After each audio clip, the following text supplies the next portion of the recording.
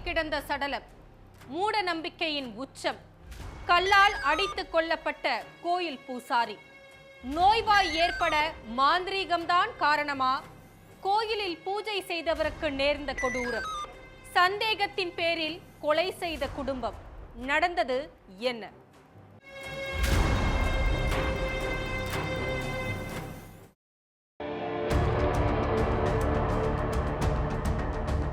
அப்பா வீட்டுக்கு வராததால பயந்து போன பிள்ளைங்க நைட்டு முழுவதும் பல இடத்துலயும் தேடுனாங்க. தேடி தேடி விடிஞ்ச நிலையிலையும் அப்பா கிடைக்கல. உடனே கோதாவரி ஆற்றங்கரையோரத்துல தேடி போனவங்களுக்கு அங்க ஒரு அதிர்ச்சி காத்திருந்தது. காணாம போன அப்பாவுடைய ஸ்கூட்டரும் அங்க ரத்த கரைகளுமா இருந்திருக்கு. இத பார்த்த அவங்க உடனடியா போலீஸுக்கு தகவல் கொடுத்தாங்க. அங்க வந்த போலீஸ்காரங்க காணாம போன ராஜம் பத்தி தங்களுடைய விசாரணைய தொடங்கினாங்க. விசாரணையில வெளியாச்சு அந்த பகீர் தகவல். தெலங்கானா மாநிலம் மஞ்சிர்யாலா மாவட்டம் ஜெய்ப்பூர் மண்டலத்தில் உள்ள பெஜ்ஜாலா கிராமத்தைச் சேர்ந்தவர் 56 வயதான கும்முல ராஜம். இவருக்கு மல்லீஸ்வரிங்கிற மனைவியும் அஜய், விஜய், விஜயலட்சுமின்னு 3 பிள்ளைகளும் இருக்காங்க. ராஜம் கோதாவரி ஆத்துல மீன் பிடிச்சு விற்பனை செய்து அதுல வர்ற வருமானமும் பக்கத்துல இருக்கிற கோவில்ல பூஜாரி வேலையும் செஞ்சு தன்னுடைய குடும்பத்தை காப்பாத்திக்கிட்டு வந்திருக்காரு. எப்பவும் போல மீன் பிடிக்க போறதும் அதுக்கப்புறம் கோவிலுக்கு போய் அங்க கோவில் வளாகத்தை சுத்தப்படுத்தி சாமி சிலைகளை கழுவி அபிஷேக ஆராதனைகளை பண்றதையும் தன்னுடைய அன்றாட வேலையா செஞ்சுக்கிட்டு வந்தாரு ராஜம்.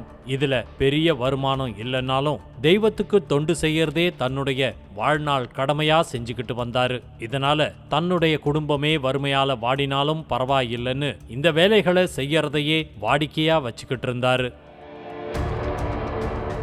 இந்த நிலையில தான் கும்முலராஜம் திடீர்னு காணாம போயிட்டாரு. இந்நிலையில போலீஸ்காரங்க இதுக்கு பின்னணியில இருக்கிற விஷயங்களை தோண்டி துருவி எடுக்க ஆரம்பிச்சாங்க. இந்த கும்முலராஜம் குடும்பத்துக்கும் இவரோட பங்காளி உறவு முறையான கும்முல வெங்கடி குடும்பத்துக்கும் சொத்து தகராறு காரணமா முன்பகை இருந்துகிட்டு வந்ததா ராஜமோட மனைவி சொன்னாங்க.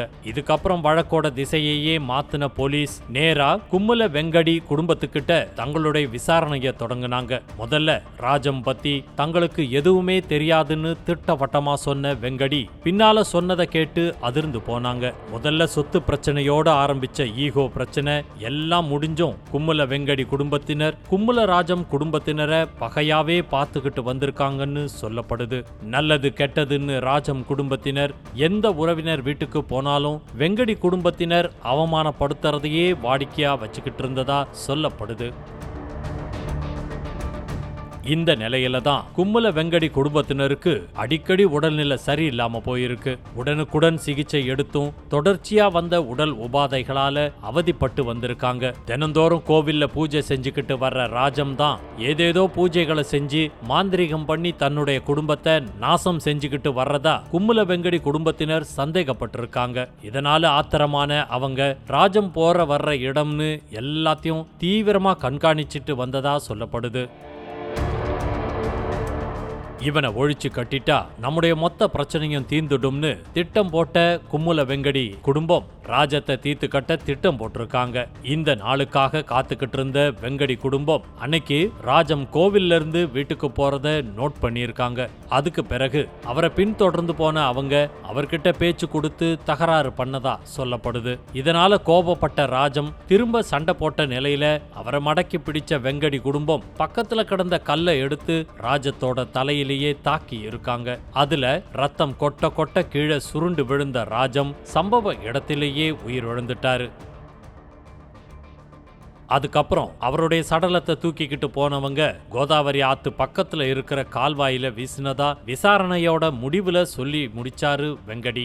அதுக்கு பிறகு வெங்கடி அடையாளம் காட்டின கால்வாயிலிருந்து ராஜத்தோட சடலத்தை மீட்ட போலீஸ் கும்முல வெங்கடி, கும்முல திருப்பதி, நர்சம்மா, ராஜபாபு ஆகியோரை கைது பண்ணி சிறையில் அடைச்சிட்டாங்க.